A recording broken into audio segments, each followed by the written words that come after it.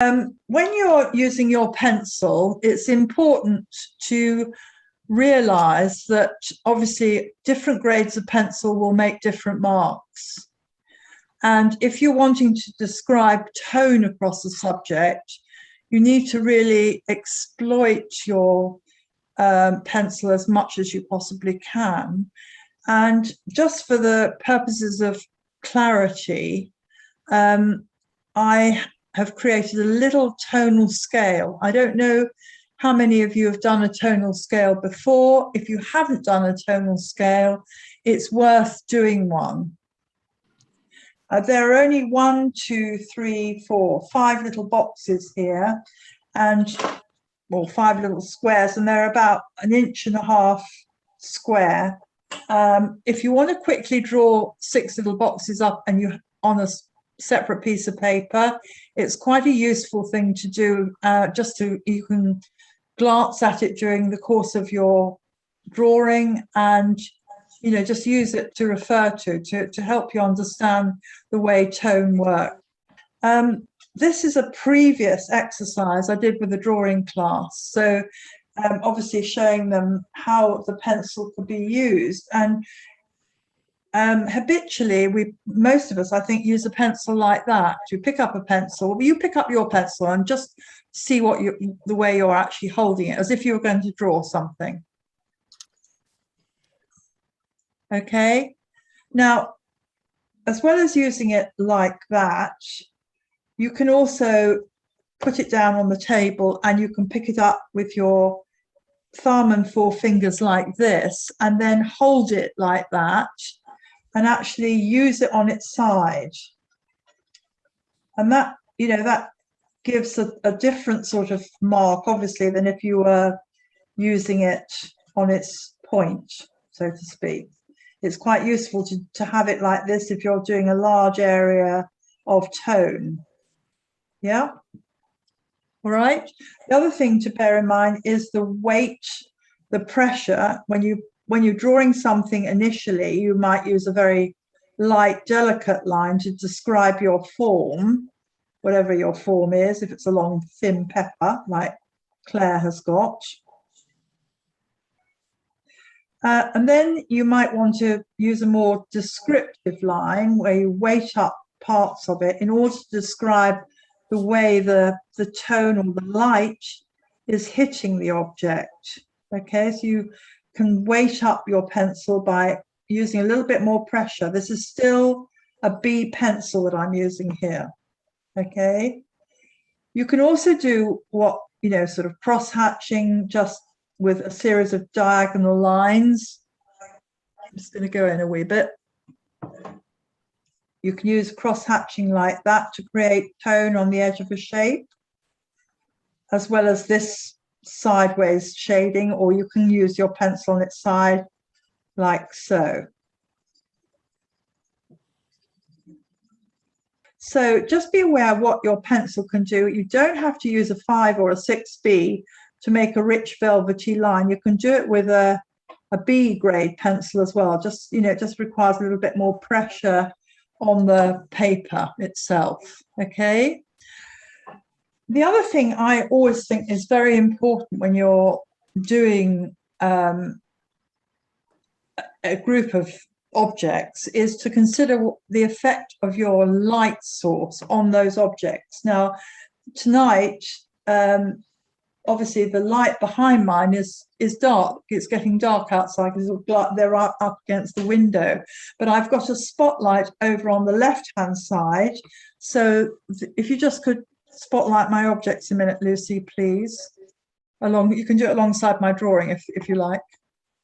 Yeah, okay. It's not very obvious for you, but I can see it. The light is coming from the left, so the left-hand side of these objects are being hit with the light.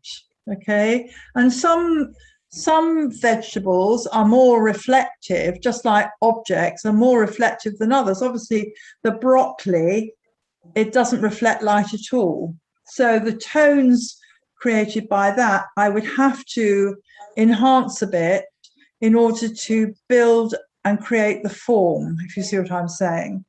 So, I mean, an egg isn't black, but if I wanted to show that this egg shape had light coming from the right, I would leave I wouldn't have any outline on that right hand side at all, because that's where the light's hitting it. But over here on the left hand side, where the light can't get to the egg, obviously the tone will be darker, and over here there's no light at all at the back of the egg, so that will be even darker still. So when you're doing your subject, do think about the possibilities of creating some sort of sense of the light source, as well as drawing the forms, because that will be what makes the drawing interesting. It's just like watercolor, you know, you consider where the light is hitting the shape, and you leave that light, and then as the light moves round and over the shape, you create tone. Okay, this is called tone. And the reason I was doing this and think it is a valuable exercise is because it gives you a little record of what tones you can get out of a B pencil. I leave it up to you to do this if you want to. It's reference. You don't have to do it if you want to go straight into the building up of the drawing. I'm just going to show you where I got to from last week. So I'm going to move these out the way for the minute.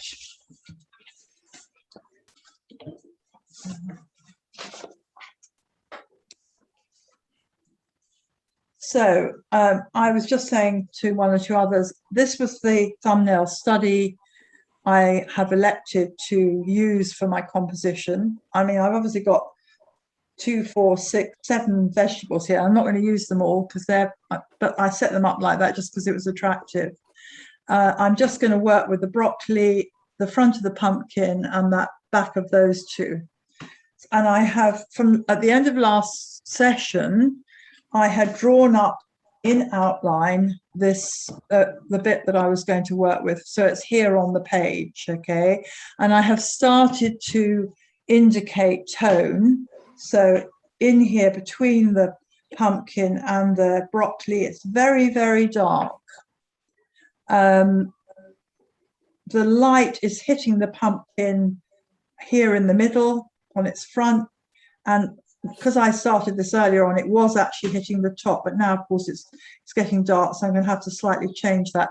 It's also important to keep consistent with your light source, and it's tricky if you start in the day and then start doing it at night. The light source obviously is very different, so just be careful. I can find it. When I scaled it up, I have the same lines on my viewfinder, and so I related the shapes on the viewfinder, where they came on the viewfinder through the hole, and then drew them, then put the equivalent marks on here. So I've got the thing in direct, I hope, proportion to what I could see through the hole. Does that make sense? Yes. Yeah. Okay. So just make sure you draw things so that they look as though they're going, if it's going away from you, yes, the shape should narrow at the back. yes, yeah, Okay? yes. And really concentrate on getting the shapes accurately drawn before you start launching in with shading. I spent a long time drawing these shapes and checking them before I actually began to work in the tone. It does take time. Yeah. Okay?